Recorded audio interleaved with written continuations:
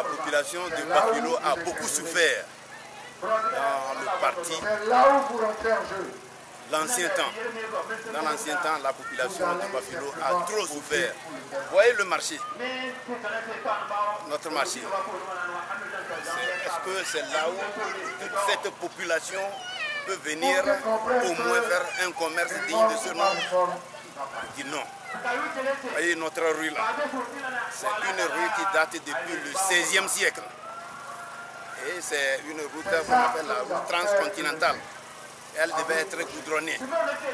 Si, j'ai dit si, la route internationale numéro 1 n'était pas passée par Bafilo, le fils d'Assoli ne verrait jamais le goudron avant sa mort. Ça, nous sommes convaincus. Le second aspect, nous prenons le cas de la faille d'Alidou et les tournants qui sont très dangereux. Il y a toujours des accidents. Mais on vous amène des gens ici, des blessés, l'hôpital. Moi, je dirais que c'est un centre sanitaire primitif. Il n'y a rien. Simple,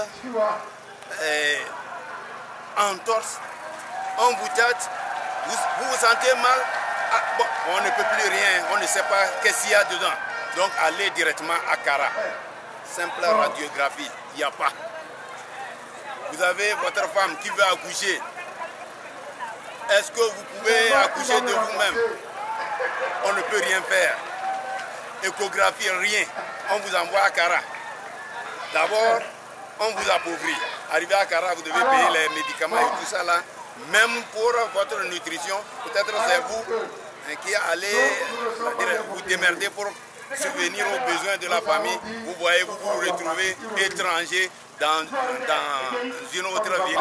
Vous devez vous débrouiller.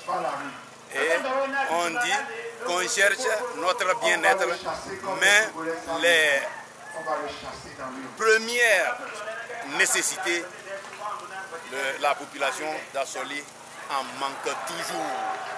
C'est pour cela que nous avons besoin d'un changement. Et maintenant, à présent, dans quelques jours, vous allez voter. Quel message vous avez pour la population togolaise et en particulier pour la population de Bafilo? Ok, pour la population togolaise, reconnaissons-le que le pouvoir, ce n'est pas une propriété. Ce n'est pas une propriété. Que dans les autres pays, ça change. Le Togo a besoin du changement. Le Togo n'est pas une monarchie où l'exercice du pouvoir est de père en fils. Ce n'est pas un héritage. Nous pensons que Faure Gnassingbé n'a pas hérité de son papa le titre foncier du Togo. Donc, il est nécessaire qu'il aille et pour laisser la place aux autres aussi qui sont supposés être des fils togolais. Le RPT UNIR a souvent l'habitude de dire Togolais à part entière. Nous ne savons pas ce que cela veut dire. Est-il dit que nous tous, nous sommes des Togolais et que nous tous aspirons un jour aussi gouverner. Mais si lui laisse ça dans sa famille seule, quand est-ce que nous aussi nous pouvons diriger ce pays? Merci, monsieur. Merci.